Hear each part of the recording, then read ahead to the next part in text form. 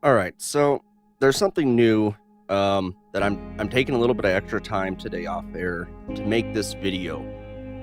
With the Jussie Smollett investigation, the Russian hoax, or Russiagate as they're calling it, it should be time that Americans start to stand up. After all, we have just watched our democracy be attacked from the inside by foreign powers under the guise of the Democrats.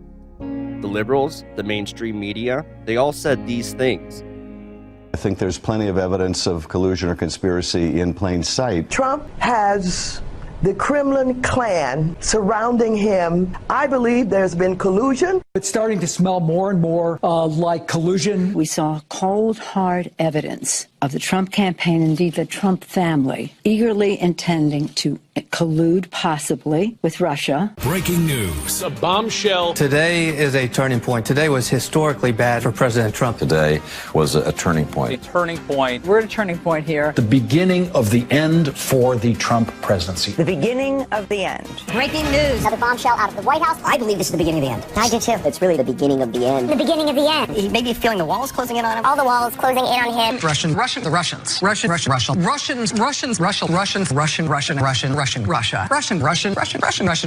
Russia, Putin. Russia against us. Russians, Russia again. We haven't ever had to reckon with the possibility that somebody has ascended to the presidency of the United States to serve the interests of another country rather than our own.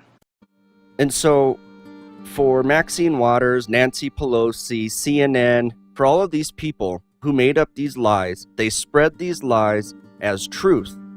What should happen to them? They purposely tried to negate a duly elected president.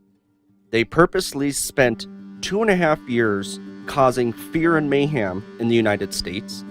They purposely tried to undermine our duly elected president and undermine how elections are ran in our Constitution.